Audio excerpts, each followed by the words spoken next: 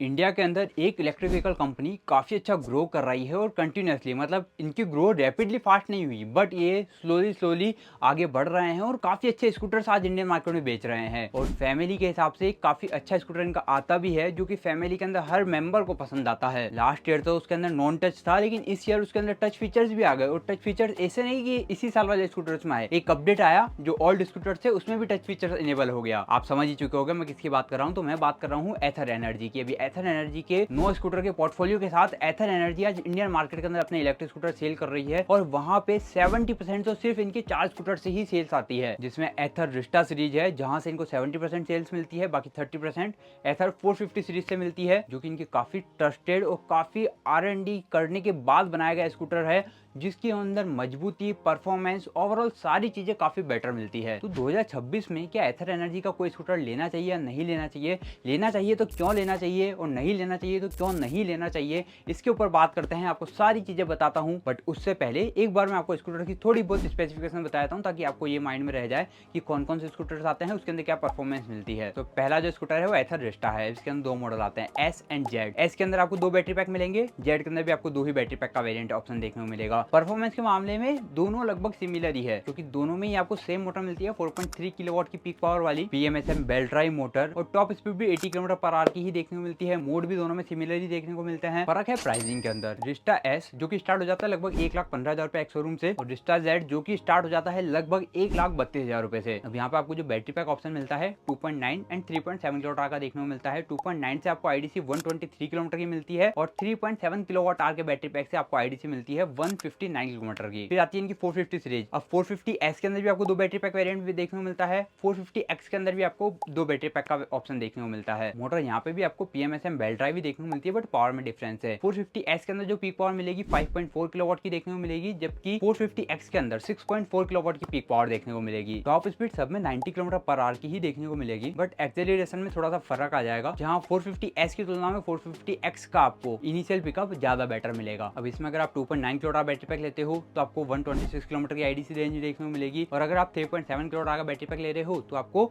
161 kilometre की IDC range देखने को मिलेगी। बाकी प्राइसिंग की बात करूं तो 1,31,000 रुपए से इसका एथर 450S का प्राइस स्टार्ट होता है और 1,48,000 से एथर 450X का। एंड फिर आ जाता है इनका टॉप एंड वेरिएंट, मतलब इनकी कंपनी का सबसे टॉप मॉडल एथर 450 एपेक्स। एक्चुअल प्राइस जो इसका सबसे हाईयर भी है 1,85,000 रुपए के आसपास। अब मोटर तो वही सिमिलर मिलती है बट पीक पावर 7 किलोवाट की देखने को मिल जाती है, top speed 100 kilometre per hour की देखने को मिल जाती है, बैटरी पैक 3.7 किलोवाट का देखने को मिलता है जिससे IDC रेंज 157 किलोमीटर की मिलती है। अब बात करते हैं अपने को एथर क्यों लेना चाहिए। भी एथर इसलिए लेना चाहिए क्योंकि एथर के अंदर एक तो आपको मोटर जो है सबसे ज्यादा रिलायबल देखने को मिलती है। सारे ही मॉडल के अंदर आपको PMSM मोटर देखने को मिलती है बेल्ट ड्राइव के साथ में, जिससे आपको परफॉर्मेंस काफी अच्छी मिलती है और एक्सेलरेशन भी है ना काफी फास्ट देखने को मिलता है। सेकंड पॉइंट आता है इनकी जो बिल्ड क्वालिटी है वो सच में प्रीमियम लेवल की है। जब आप खुद इसको चला के देखोगे या फिर क्लोज जाके देखोगे तो आपको खुद को समझ में आ जाएगा कि नहीं यार इन्होंने एक अच्छा प्रीमियम स्कूटर बनाया है। क्वालिटी से ही देखने को मिलता है कि यार क्वालिटी सच में प्रीमियम ही है। थर्ड पॉइंट आ जाता है इनके स्मार्ट फीचर्स और कुछ मॉडल्स के अंदर जो टच स्क्रीन फीचर्स आते हैं वो। स्मार्ट फीचर्स की बात करूं तो जैसे इसके अंदर आपको जितने भी आज स्मार्ट फीचर्स आते हैं ना, चाहे एंटी थीफ अलर्ट हो, जियो फेंसिंग हो, म्यूजिक कंट्रोल हो, चार्जिंग ऑन करना ऑफ करना, ये सब कुछ हो, मतलब एथर स्टैक 7 के सारे फीचर देखने को मिलते हैं। प्लस आपको इसके अंदर एक और चीज बेनिफिट ये है कि यहाँ पे आपको स्पीड कंट्रोल और मैजिक ट्विस्ट जैसे फीचर्स भी देखने को मिलते हैं जो कि कोई दूसरी कंपनी प्रोवाइड नहीं कर रही है। फिर फोर्थ पॉइंट आ जाता है इसकी गुड हैंडलिंग एंड स्कूटर की जो R&D पे काम किया गया है उसके हिसाब से जो सेफ्टी है वो भी अच्छी मिल जाती है। जैसे एथर का जो सस्पेंशन है वो काफी अच्छा है, ब्रेकिंग काफी अच्छी है और ओवरऑल स्कूटर का बैलेंस जो है वो काफी अच्छा है। जैसे एकदम शार्प टर्न आ गया या फिर आप हाई स्पीड पे हो तो भी स्कूटर जो है ना स्टेबल रहता है। तो ओवरऑल सिटी राइडिंग के हिसाब से काफी सेफ ऑप्शन ये बन जाता है। एंड फिर अगला पॉइंट आता है जो कि सबसे स्ट्रॉन्ग पॉइंट है एथर का, वो है एथर के फास्ट चार्जिंग नेटवर्क, जो कि लगभग 4,000 से ज्यादा फास्ट चार्जिंग नेटवर्क है।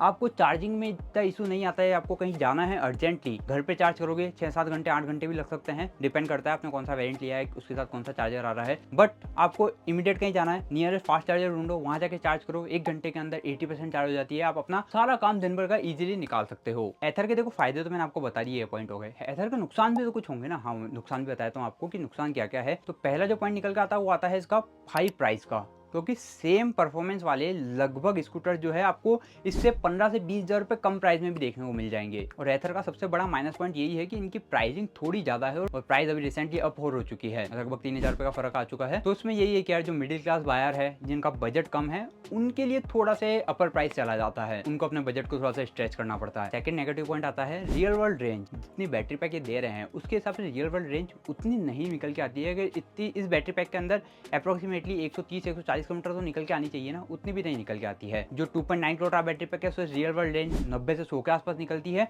जो 3.7 किलोमीटर बैटरी पैक है उससे रियल वर्ल्ड रेंज 110 से 120 के आसपास निकलती है। तो अगर आप लॉन्ग डिस्टेंस ट्रेवल के लिए ले रहे हो तो आपको चार्ज करना पड़ेगा बीच में रुक के, फिर आप उसको यूज कर पाओगे। और अगर आपने स्पोर्ट मोड यूज कर लिया है, फिर इसका टॉप मोड यूज कर लिया, तो बैटरी काफी जल्दी ड्रेन हो जाती है। अब थर्ड है इसका देखो चार्जिंग टाइम। अगर इसका आप लो वेरिएंट ले रहे हो तो वहाँ पे चार्जर आपको छोटा मिलता है, मतलब 350 वॉट का ही मिलता है, तो चार्जिंग करने में टाइम लगेगा। हाँ, अगर आप इसका टॉप वेरिएंट ले रहे हो या फिर हाई बैटरी पैक वाला ले रहे हो तो वहाँ पे आपको चार्जर थोड़ा फास्ट देखने में मिलता है। तो इसका पॉजिटिव भी चार्जिंग पॉइंट ही है, नेगेटिव भी चार्जिंग पॉइंट ही है। वो इसलिए कि अगर आपके एरिया के अंदर चार्जिंग इंफ्रास्ट्रक्चर अगर सेटअप नहीं है तो आपको इश्यूज आ सकते हैं। जैसे रूरल एरियाज के अंदर चार्जिंग इंफ्रास्ट्रक्चर एथर का अभी इतना नहीं है, तो वहां पे थोड़े से इश्यूज आ सकते हैं। बाकी सिटी के हिसाब से तो अच्छा ऑप्शन है, वो सिटी में काफी फास्ट चार्जर एथर के अभी तक लग चुके हैं। एंड फिर नेक्स्ट जो नेगेटिव पॉइंट है वो है इनका सर्विस नेटवर्क। अभी भी इतना ज़्यादा स्ट्रॉन्ग नहीं है। हाँ, सर्विस के मामले में ज़्यादा खराबी नहीं है, बट फिर भी कुछ सिटीज़ के अंदर आपको इसकी खराबी देखने को मिलती है। कहीं कहीं पे सर्विस के अंदर टाइम लग रहा है, 2-2 महीने 3-3 महीने भी लग रहे हैं। लोग सर्विस के लिए अपॉइंटमेंट बुक करके जाते हैं, उस टाइम पे उनकी सर्विस नहीं हो रही है। और स्मॉल सिटीज़ विलेजेस के अंदर जो सर्विस नेटवर्क है वो काफ़ी ज़्यादा लिमिटेड है। इसमें वही पॉइंट है कि अगर आप सिटी में रहते हो तो वहाँ पे आपको थोड़ा बेटर देखने को मिलता है। तो सिटी वाइज तो अच्छा स्कूटर हो सकता है ये। अब बात करते हैं कि क्या 2026 में आपको एथर खरीदना चाहिए या नहीं, क्योंकि फायदे नुकसान तो बता दिया, ये भी बात कर लेते खरीदना चाहिए या नहीं। तो पहले क्यों खरीदना चाहिए? अगर आप सिटी में रहते हो, सिटी राइड के लिए हिसाब से आपको स्कूटर चाहिए